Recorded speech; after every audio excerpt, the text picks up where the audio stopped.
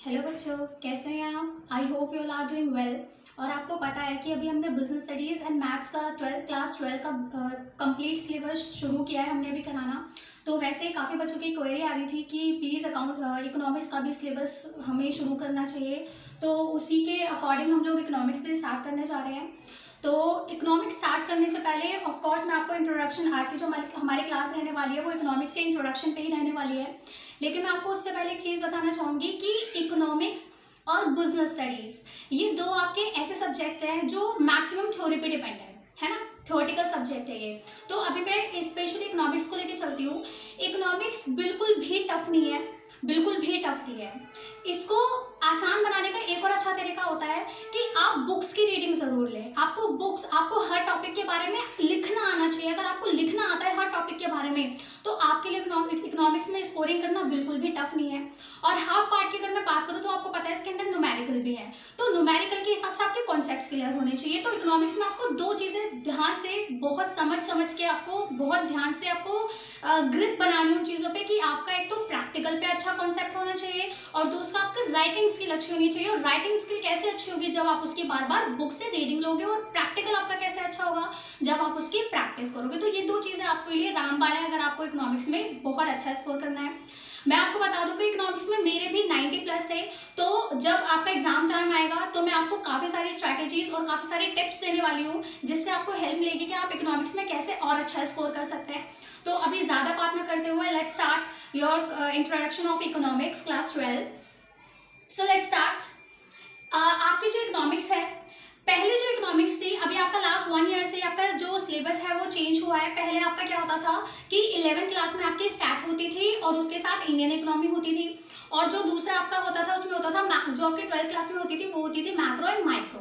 अब क्या हुआ, जो आपका लास्ट 1 ईयर है उस हिसाब का सिलेबस चेंज हो गया है और आपके 12th क्लास में आ गया है macroeconomics and Indian economy आ गई है। ठीक है, तो मेरे हिसाब से ये बहुत अच्छा चेंज है और आपके लिए ये मतलब बहुत अच्छी बात है कि आपके टाइम पे ये चीज़ें चेंज हुई है। आपके लिए स्कोरिंग करना बहुत आसान हो गया है। तो एक बार स्टार्ट करते हैं कि आपके सिलेबस में है क्या। तो आपके पास दो बुक्स हैं, यानी कि आप इसको दो पार्ट्स में बोल सकते हैं। पहला पार्ट है आपका मैक्रो मैक्रो इकोनॉमिक्स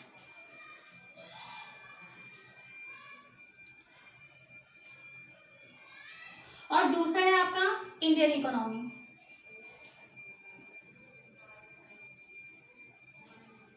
दोनों ही आपकी बराबर वेटेज रखती है, 50% 50% है दोनों का ही। तो सबसे पहले हम कवर करेंगे मैक्रो इकोनॉमिक्स। मैक्रो इकोनॉमिक्स जो रिलेटेड है वो आपकी नेशनल लेवल से रिलेटेड है। आप माइक्रो ऑलरेडी क्लास 11th में पढ़ चुके हो। Micro is related to individual units, ये छोटी छोटी यूनिट से रिलेटेड होता है। ऐसे ही इसका बिल्कुल ऑपोजिट होता है macro. Macro is related to national level. ये नेशनल लेवल से रिलेटेड हम बात करते हैं। National level income, national level supply, national level पे हम सारी बात करते हैं। तो मैक्रो इकोनॉमिक्स में आपके 5 चैप्टर हैं। और अगर मैं बात करूं इंडियन इकोनॉमी तो it is completely related to economy which is Indian, यानी कि आपको इकोनॉमी के बारे में पढ़ना है। और कौन सी इकोनॉमी होगी? Indian economy. तो यहाँ पर आपको इंडियन इकोनॉमी के बारे में पढ़ना है और इंडियन इकोनॉमी में आपके 10 चैप्टर है, 10 चैप्टर्स है। तो सबसे पहले एक बार चैप्टर्स जान लेते हैं कौन कौन से चैप्टर है। अगर मैं मैक्रो इकोनॉमिक्स की बात करूं तो मैक्रो इकोनॉमिक्स में आपके 5 चैप्टर है। सबसे पहले आ जाएगा आपका नेशनल इनकम। नेशनल इनकम आपका बहुत इंपॉर्टेंट चैप्टर है और ये इसकी वेटेज जो आपके कम से कम 10 मार्क्स की बनती है, जिसमें आपका 3 से 4 नंबर का थ्योरेटिकल क्वेश्चन आ सकता है और 6 नंबर का आपका प्रैक्टिकल आता है। तो इसमें हम काफी सारी चीजें पढ़ने वाले हैं, जैसे how can we calculate national income. तो नेशनल इनकम को कैलकुलेट करने के भी 3 तरीके हैं। उसके बाद आपने बहुत बार ये शब्द सुना होगा जीडीपी, तो वो सारे कॉन्सेप्ट हम इसके अंदर पढ़ने वाले हैं। जीडीपी और how we calculate national income, resident की डेफिनेशन क्या होती है, नेशनल इनकम की डेफिनेशन क्या होती है। तो बहुत सारे कॉन्सेप्ट्स हैं जो हम यहाँ पर पढ़ने वाले हैं। नेक्स्ट आ जाता है आपका money and banking. Money and banking में आप पढ़ेंगे कि बैंकिंग, इसमें आप आरबीआई से रिलेटेड चीजें पढ़ेंगे और मनी फॉर्मेशन कैपिटल फॉर्मेशन पढ़ेंगे। और इसके अंदर आप ये भी पढ़ेंगे कि जो कमर्शियल बैंक्स होते हैं वो कैसे मनी क्रिएट करते हैं, मनी फॉर्मेशन वो कैसे करते हैं। उसके बाद आ जाता है बजट एंड इकोनॉमी। आपने सुना होगा कि हर फरवरी एंड में हमारा बजट आता है।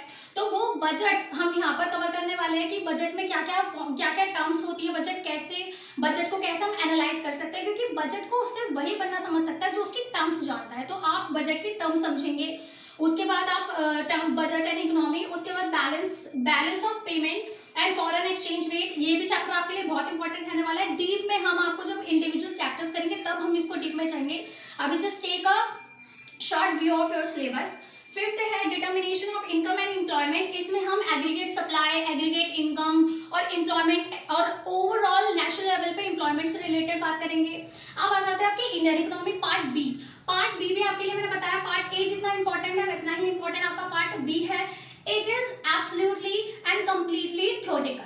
ये पूरा थ्योरेटिकल है, इसलिए आपको इसके अंदर बुक की हैबिट डालनी है कि आपको बुक से जरूर रीडिंग करनी है। देखो बच्चों, जब हमारे पास नोट्स नहीं होते थे, जैसे मैं हूँ, हमारे टाइम पे इतने नोट्स नहीं होते थे, हमने जो ट्यूशन्स लिए थे उसमें हमें बुक ही पढ़ाई जाती थी, हमने बुक से ही कवर किया है, हमें कभी नोट्स नहीं मिले। तो आप भी नोट्स की आदत ना डालें तो मेरे सबसे ज़्यादा बेटर है। अपना सेल्फ स्टडी कैसे होती है? बुक रीडिंग से। तो आप बुक रीडिंग से करेंगे तो आपको डेफिनेटली बहुत अच्छा फीडबैक मिलेगा। तो प्लीज़ अपना बुक से जरूर रीडिंग लेना, खासकर इकोनॉमिक्स की। तो इंडियन इकोनॉमी में आपके 10 चैप्टर है। घबराने की बिल्कुल जरूरत नहीं है कि 10 चैप्टर है तो है इतना सारा, ऐसा कुछ नहीं है। 10 चैप्टर में कुछ चैप्टर तो आपको ऐसे ऐसे हैं कि आपके वो 2-2 क्लास में खत्म हो जाएंगे, और जब आप सेल्फ करने बैठोगे तो वो आप उसको 1-1 घंटे में खत्म कर लोगे। तो बहुत छोटे छोटे चैप्टर्स भी हैं। तो सबसे पहले let's take a short view of the complete chapters, complete second syllabus, second book का हम थोड़ा सा इंट्रोडक्शन लेते हैं। तो सबसे पहले आ जाएगा आपका Indian economy on the eve of the independence. यानी कि जब हम इंडिपेंडेंट हो रहे थे उस समय पे हमारी जो कंडीशन थी वो कैसी थी, हम इकोनॉमिकली कैसे थे, हमारा इंफ्रास्ट्रक्चर कैसा था, हम डेमोग्राफिक हमारी कंडीशंस कैसी थी। तो ये सारी चीजें हम पढ़ेंगे इंडियन इकोनॉमी में। यानी कि जब ब्रिटिशर्स हमें छोड़ के जा रहे थे तो उस समय हमारी कंडीशन कैसी थी, हमारी इकोनॉमी कैसी थी। सेकेंड आ जाते हैं इंडियन इकोनॉमी। थर्ड आ जाते हैं इकोनॉमी रिफॉर्म सिंस 1991। हमें पता है कि हमारी इकोनॉमी जब हमें मिली थी बहुत घटिया इकोनॉमी मिली थी। जब हम इंडिपेंडेंट हुए थे हमारी इकोनॉमी बहुत नीचे लेवल पर गिरी हुई थी। तो उसको ऊपर उठाने के लिए हमने काफी सारे रिफॉर्म्स निकाले, जैसे एलपीजी आपने सुना होगा। LPG stands for liberalisation, privatisation, globalisation. मैं आपको दोबारा बोल रही हूँ कि मैं अभी डीप में नहीं जा रही हूँ, डीप में हम जब चैप्टर पढ़ेंगे तब जाएंगे। Fourth one is poverty, poverty से रिलेटेड हम टॉपिक्स कवर करने वाले हैं। Fifth is rural development. 6 है एम्प्लॉयमेंट, 7 है इंफ्रास्ट्रक्चर, 8 है एनवायरमेंट एंड सस्टेनेबल डेवलपमेंट। ये जो टर्म है सस्टेनेबल डेवलपमेंट, ये आपके बहुत काम आने वाली है और इस बार के इकोनॉमिक्स के पेपर में भी ये क्वेश्चन पूछा गया था।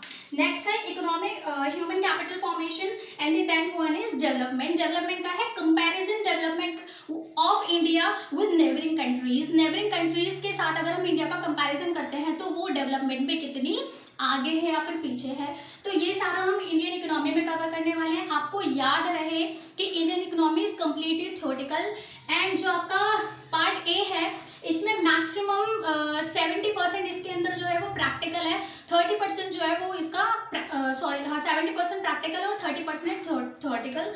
तो ओवरऑल आपको अपनी राइटिंग स्किल पे बहुत अच्छे से ध्यान देना है। अगर आपकी राइटिंग स्किल अच्छी है तो इकोनॉमिक्स में 70% प्लस करना, स्कोर करना आपके लिए कोई भी बड़ी बात नहीं है। लेकिन हमें 70 प्लस नहीं, हमें 90 प्लस चाहिए। तो उसके लिए आपके प्रैक्टिकल भी अच्छे होने चाहिए। तो आज की क्लास के लिए हम इतना ही रखते हैं, जो कि हमारी इंट्रोडक्शन ऑफ द इकोनॉमिक्स था क्लास 12। अगर आप चाहते हैं कि ये सिलेबस मैं आगे और कवर कराऊं तो आपको मुझे कमेंट बॉक्स में कमेंट करके ज़रूर बताना है कि आपको वीडियो कैसी लगी, और ज़रूर अपने दोस्तों से शेयर करें, क्योंकि आप जो नए लोग सब्सक्राइब करेंगे तो उससे हमें मोटिवेशन मिलेगी कि आपको अच्छा लग रहा है, बाकी बच्चों की हेल्प हो रही है। तो तब तक के लिए आगे क्लास में हम अगले चैप्टर्स करेंगे। जैसे अगले क्लास में हम स्टार्ट करने वाले हैं नेशनल इनकम। तो नेशनल इनकम आपको बहुत अच्छे से समझ आने वाला है, बहुत अच्छे से करेंगे हम, कंप्लीट कॉन्सेप्ट करेंगे, कुछ नहीं छोड़ेंगे। और उसके लिए आपको हमसे जुड़े रहना है, घर पर रहना है, सुरक्षित रहना है। Thank you.